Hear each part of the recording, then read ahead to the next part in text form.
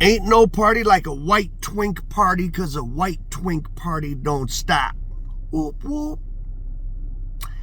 And with that disturbing intro, let's get into the tale of one of the biggest directors in Hollywood, Bryan Singer. Well, he used to be, until he had to flee and use his rights as a self-proclaimed Jewish person, the right of return. Anyone that says they're Jewish can go to Israel, including if you're on the verge of getting SA abuse charges. But Bryan Singer, you will know him.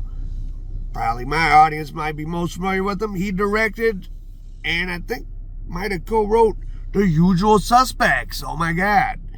On the set of The Usual Suspects, the malfeasance begins that we know about. And why am I talking about this? For those of you, the entertainment industry, I do all this stuff about criminals. The entertainment industry was partially founded by criminals. It's partially still run by criminals. And it's probably, and I'm using entertainment industry broadly to include, well, even what goes on social media. But once upon a time, Hollywood was the most important part of the entertainment industry. And it really, I mean, a lot of us, our ideas of how life is supposed to be, what it is to fall in love, and how your life, oh, my high school wasn't like that, so I'm depressed, and that never happened to me, I must be lame, or and you're learning this stuff from movies. So it's important to break down who are the people that were making these movies, what were the system that protected them. So on everyone's favorite, or one of our favorite gangster movies, Usual Suspects, who was the star, of course? Kevin Costner. That's what really made him big. He played, well, in the end, we find out he played Kaiser Sose. Now, due to legal things,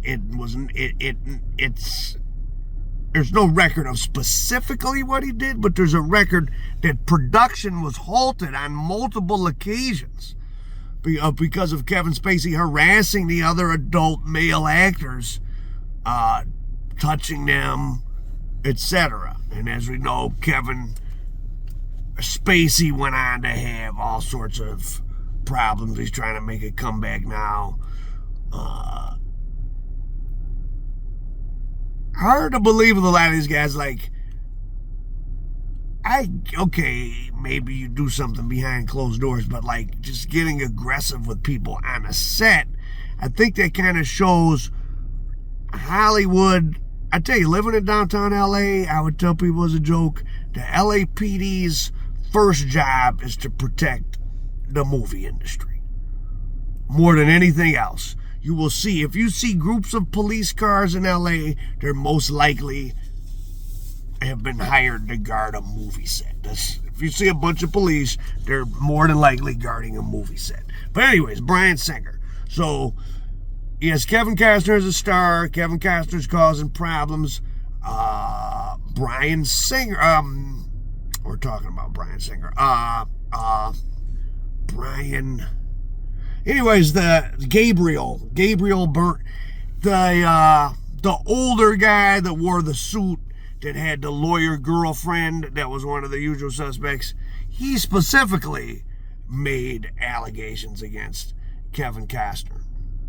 So fast forward, X-Men does great, of course, and now he ends up getting assigned one of the most important movies in terms of influencing the industry, or the whole, what's going on in Hollywood, the superhero movie trend. He does the first X-Men, and it's massive, of course. Now, in between doing X-Men and Usual Suspects, he does a movie called Apt Pupil, about a student who he's studying an old Nazi and gets obsessed with him. I don't know, I haven't seen it. Supposedly it's not that great. But, so listen to this degeneracy. As implied in the title, Pupil, it's about like high school age kid studying, and one of them gets obsessed with an old man who's a Nazi, who might have been a Nazi.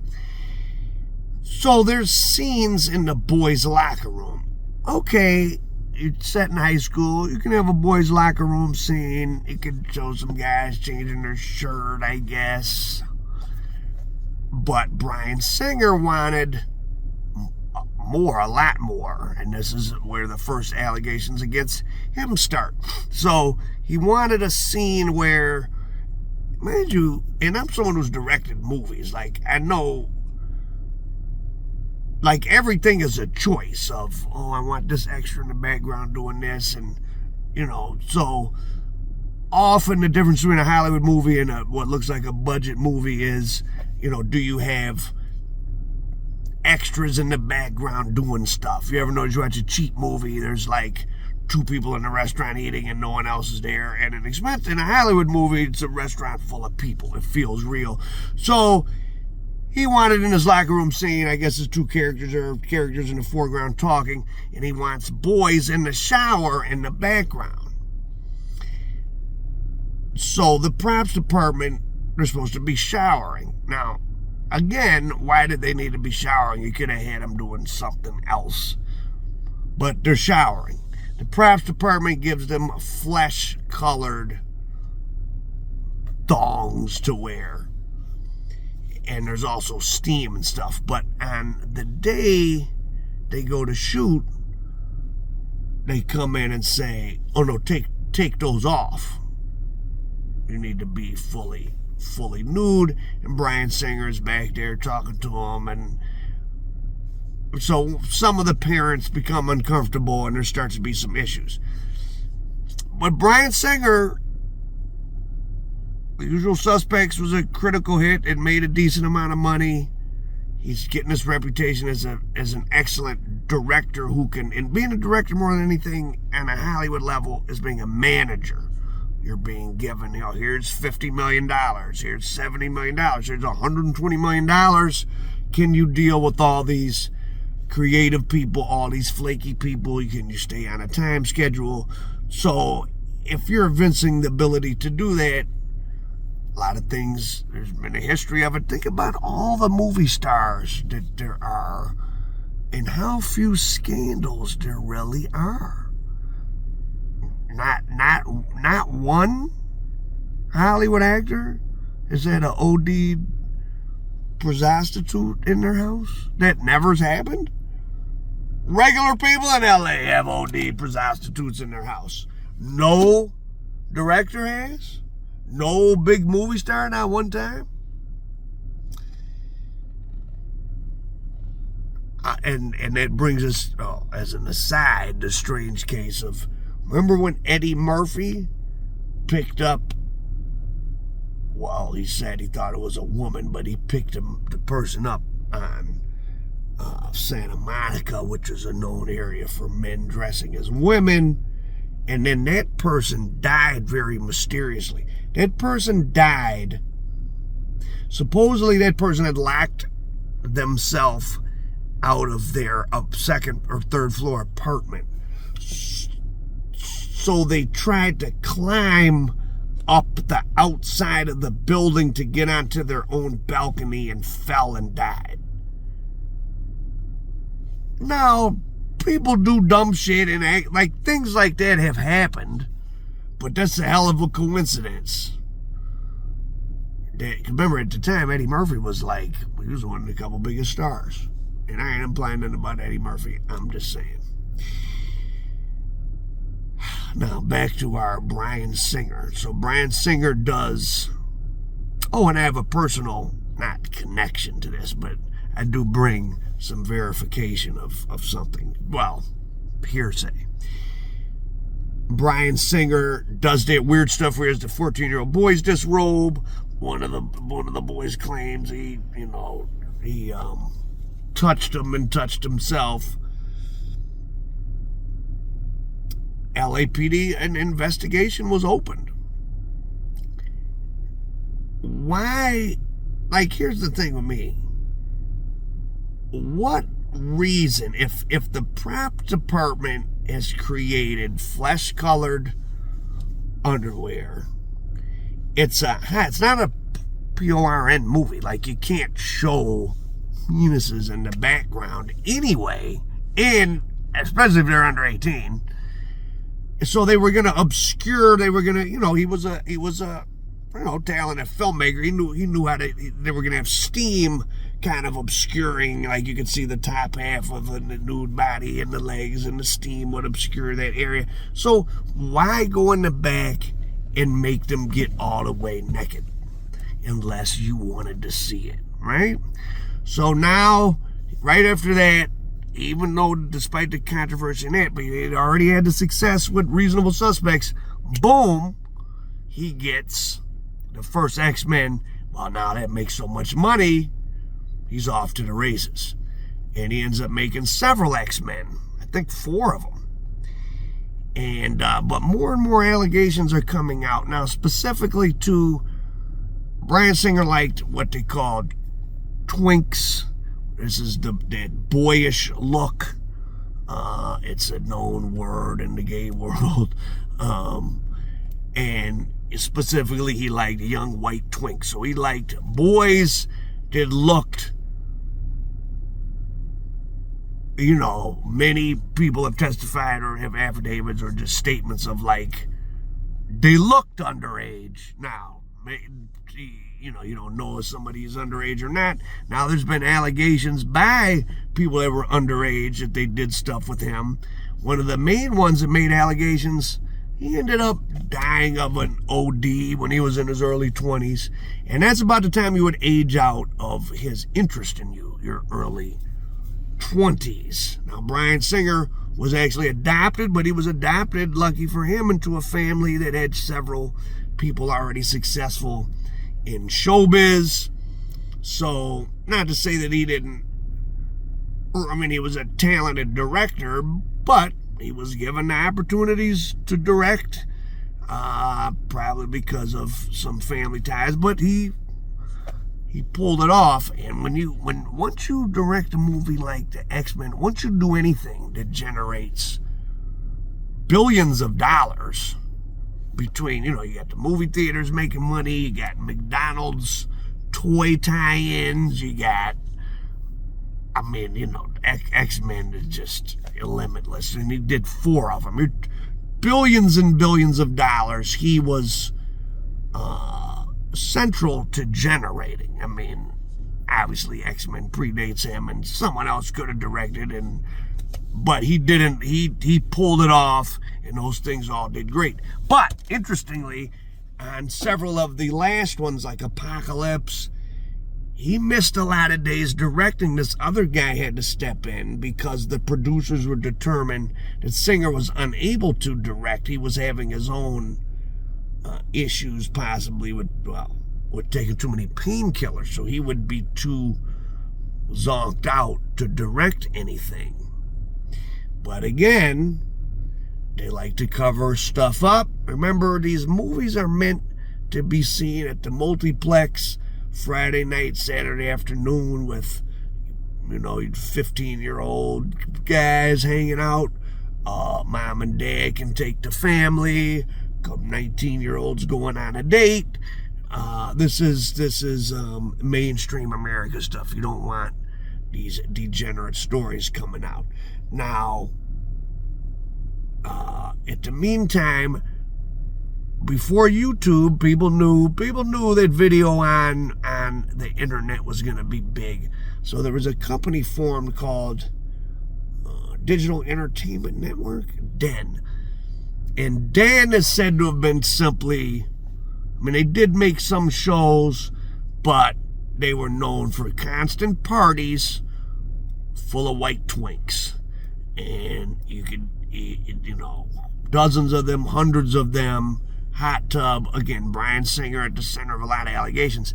Now, here's where my good friend had a boss who, out in Palm Springs, that was into that whole kind of scene. And he had a younger boyfriend. And that younger boyfriend would tell stories, because I guess they all knew, like, my friend was mad because he was like, would be forced to go to Christmas parties, company Christmas parties, and have to be around them. Like, he's not into that at all. But he said, like, He said, actually, the guy would be telling these crazy stories, so it was moderately interesting if he had to be there. But he did tell stories about being, and this is before the scandals broke, of being at Bryan, the guy who directed X-Men. I used to be at his house, and he would have probably been in his late 20s at that time. He was aged out of what a lot of them guys wanted. But he said it was pretty weird. It was all, to use his word, boys, white boys, in their underwears or not, running around, and a lot of, and again, you want to do stuff like that, whatever, but you can't do it with children, which is, well, obviously, we don't have to go into a sidetrack of that to talk about, well, that's not good. But, so, why do different people end up getting charged and not? Why did Diddy get charged? If that video of Cassie getting beat up in the hallway hadn't come out, Diddy might have been able to keep on rocking. And hey, I'll say this, all of Bryan Singer and all these people's victims seem to be white, and they covered it up. Diddy's victims were black, and they at least got, or a lot of them were, and they got some type of justice. So I don't know if there's necessarily the big racial component.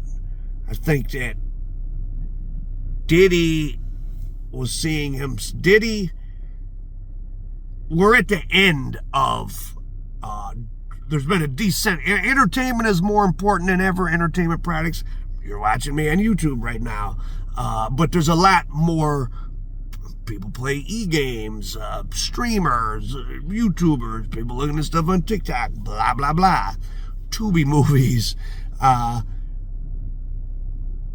Diddy lived during the peak of gatekeeping, right? Where once you got into his position, you could control people's career, you could make someone big, you could blackball somebody. And he got caught at the end when that era had kind of passed. Diddy didn't need to be protected. Diddy didn't need to be protected. At the time Bryan Singer was doing his thing, he needed to be protected because he was worth too much money. But in 2018, he was directing what went on to be another billion-dollar movie, Bohemian Rhapsody. And I saw Bohemian Rhapsody randomly. Why did I see it? Oh, I think I was with my friends Linda and Michael, and they're like on the Oscar pre-screening list. They get screeners of like Oscar contender movies early, so I think I watched it. Again, like all Bryan Singer movies, a very well done technically movie. Queen biopics of music acts, like I haven't seen the Tupac movie or Biggie, aren't particularly interesting to me in general, certainly not of Queen. Queen, we will rock you. Queen was huge. And Freddie Mercury was one of the first stars to die of AIDS. But what was struck me with that movie that was interesting to me, and I remember telling my friends when we were watching it, I was like, oh yeah, this is just a classic. This isn't really a movie in an artistic sense. This is a marketing, because now remember, Queen is huge, and they got a huge catalog.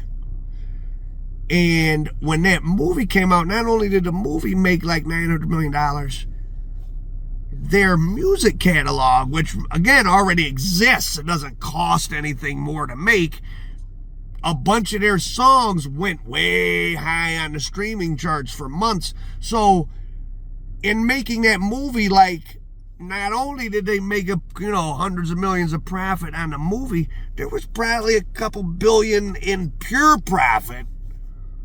I mean, Freddie Mercury's dead. Who gets his royalties? I mean, maybe he has family members that do. I really don't know. Does the record people keep them? I don't know. But billions of music royalties were generated. That was all free money. So, because I remember I was watching a movie, just as a movie guy, I'm thinking like, Freddie Mercury was of Pakistani descent. He grew up in Pakistani descent.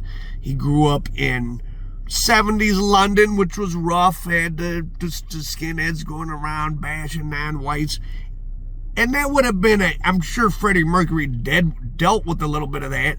As a movie, like if someone trying to make a real movie, there was a lot of interesting topics that they could have touched on, like a seemingly kind of ambiguous sexuality, Pakistani Persian singer in London in the 70s, having to deal with racist hooligans and thugs and etc. But none of that. It just was a vehicle to showcase them playing different songs. I mean, let's just be honest. There wasn't much of a plot behind that. I mean, there was a plot, but, it was about the band's inner dynamics, which is fine, but it was just a thing to make money, which is all Hollywood is very... If you ever see a Hollywood movie that's artistic, well, that's one in a million, because they ain't made to be artistic. They're made to make money, and there is a lot of cleaning up and protecting of people that can generate a lot of money. One of the spookiest convos it was a spooky situation. Shout out to my man, A.K. Tone Scott, the program director. My friend from Detroit, music guy. He's currently, he's been traveling for the last couple of years with Akon. He runs Akon's whole video. All the video that appears on his stage show, he creates, and he owns a bunch of equipment and blah, blah, blah. But me and him did a lot of work together. We did a documentary on T. Stuckey. We were working on a Blade Icewood documentary, which we'll never see the light of day for a variety of reasons. But anyways, we're down at Detroit Police Headquarters because we're supposed to... the investigating officer of Blade's case is gonna talk to us. So we get there, and they know who we are, theoretically. Everybody know I'm Al Prophet, and then they were like, well, before you come in the bag, we gotta run your legal names. Once our legal names got ran, we wasn't going in the bag. Think about that. They wouldn't even let us go in the back of the police station. They like, y'all stand out front. He got a crowd around him. They trying to press him for info about this and that. He's from, just because he happens to be from Puritan Avenue, they're bothering him. Of course, he didn't have any info that was helpful to him. I mean, we weren't engaging in convo. They left me alone. But a cop came up to me. He was like, you Al Prophet, right? I said, yeah. He said, you ever heard of the Black Bag Squad? I said, yeah, I have heard of the Black Bag Squad. Black Bag Squad was during Mayor Coleman Young of Detroit's tenure, there was a certain... on the radio police scanner, there was a certain frequency, and I don't know how many cops were on the Black Bag Squad, probably a handful, very trusted. And all he would say was, he'd say, you get a call, you go to an address, there might be blood and broken glass you have to clean up. And it ain't because you're processing the crime scene, you're cleaning it up. And I would be like, where was there bodies there? But then, of course, what's he going to say to that? He just looked at me like, so, and then I was thinking, and for those you white boy Rick aficionados, this was the same. Some of the people on this squad are the ones who followed when Coleman Young's favorite niece, Kathy Volson Curry, who had been married to Johnny Curry, was dealing with white boy Rick. They were following them around to make sure nothing happened to her while Rick was conducting drug deals. And that's a whole nother big story. I don't want to get too sidetracked. But point is, and then I thought, it ain't only drug dealers that Coleman, if that was going on, you think that if one of the high-ranking executives Chrysler World Headquarters was still in Highland Park, which is a little city in the middle of Detroit. Ford World Headquarters was right there in Dearborn, and GM World Headquarters was on West Grand Boulevard at the General Motors building. The Renaissance Center was put up mostly with a lot of Ford money. So Coleman Young, a lot of the auto industry is still very important, and he worked closely with them.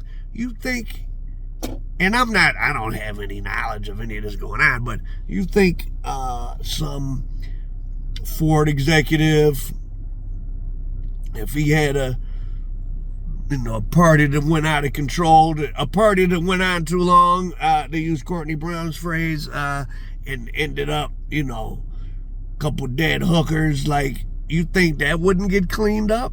Sure. So Bryan Singer had his stuff cleaned up because he was making so much money until 2018 in Bohemian Rhapsody. During the filming of that, he had to go bye-bye because this is when Me Too starts rolling out. And where does he go? Israel. He uses his right of return. Listen, I get it with Israel. The world didn't protect them from being genocided by the Nazis, so kind of as a recompense, here's Israel. Whatever you do to the Palestinians, fuck them. You want to let criminal Jews come back to the country, hey, it's kind of like what we let happen to you was so bad, we're going to let you do whatever.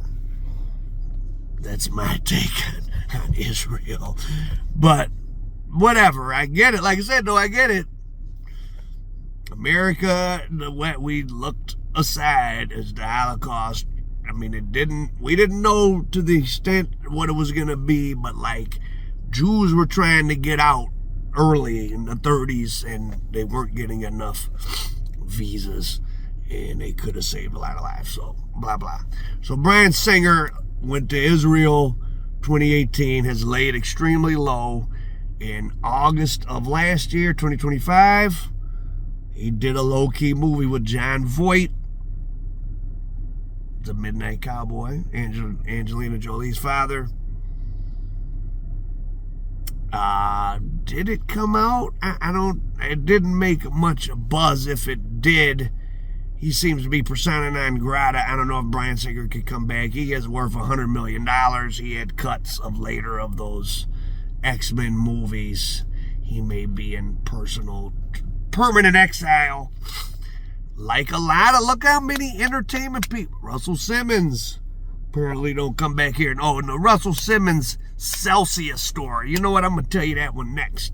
Because for all of you gentlemen of leisure that think you're doing big pimping, the white man that married Kimora Lee Simmons did the biggest pimping of all. He got Russell Simmons money to get himself out of jail, but that's a separate story. But yeah, Hollywood full of dark stories, always has been, and it's unraveling. There is LA, since the pandemic, production is way down. They're shooting way less stuff.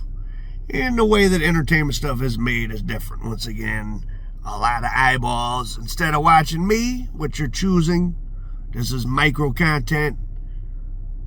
You might be watching something else that was a little less interesting, but you're home from work and you want to put something on. So, I'll watch, an A-Team rerun, or I'll watch whatever bullshit sitcom they have made. But now you can watch, people play NPCs on TikTok. You can go online and game. You can watch Kai Cenat. You can look at Drewski skits. You can watch my stuff and many other people on YouTube. So I think the days of people like Bryan Singer and all them being protected, that's over. Diddy was the sign of it. And, well, really, Harvey Weinstein was the first sign of it. That was a guy that was really protected and didn't know when he didn't know when to get the hell out of there. But Bryan Singer, director of one of our favorite gangster films, Usual Suspects, liked white twinks by the dozen. And he liked them in the hot tub, and he liked them with yayo. And lots of allegations that lots of them were under 18. That Digital Entertainment Network, that was a tangent I didn't finish. That was a pre-YouTube kind of attempt to start making digital content and monetizing it. And it got up to a $58 million valuation, but in different court documents, it's described as a male brothel, where basically if you invested some money or you were somehow affiliated, you got to go to these den parties where there would be hundreds and hundreds of boys that appeared to be right at that 18, maybe on a little side one way, maybe on a little side another way. In that whole world, let me be careful how to say this. I think what strikes a lot of us as troublesome about the world of men who enjoy the company of other men, there does seem to be a higher rate of inappropriate things around it. And I'll leave you with this. I was researching some LA story, and I was looking at where it might have been a story about this. Sorry, the person had already, I don't think I stumbled on it. I think the person had it in whatever they're writing. In West Hollywood in the 80s, you had 12-year-old boys that had run away from home that were describing themselves as being the roommate of grown men, calling grown men their boyfriend. And this was all out in the open. There's footage of, 25-year-old men with their arms around 13-year-olds, and this is my boyfriend. Like, this type of stuff exists. This footage exists. It's on the internet, and it's not from that long ago. Men do this to little girls too, so it's not anything. Maybe it's no worse. I don't know. But my point of telling this story is, entertainment is entertainment. Be careful of getting trained about how to behave in life. From a rap song, from a Hollywood movie, we're seeing a lot of these rappers are not who they proclaim to be, and yet they're influencing people's behavior. Same thing with the movies. But thought it was interesting, but Bryan Singer, he's now trying to stage a comeback and ease back into the U.S. It doesn't seem to be working too well. Same thing with Brett Ratner. Brett Ratner did the Rush Hour movies. Brett Ratner was Russell Simmons' chief assistant at one time. Brett Ratner had to flee the country for some allegations. And I'm going to tell you something personal. Brett Ratner went to somebody I know for protection from another man, like a special forces guy. And the guy I know is very intimidating with a lot of this, that, and the third. But even he was like, okay, this guy's in special forces. And I'm not going to tell you what he said. He said to him, nothing happened. The guy I know is so smart. He always knows how to say some shit that, like, but he had to say some crazy shit to the special forces guy. Well, he asked him,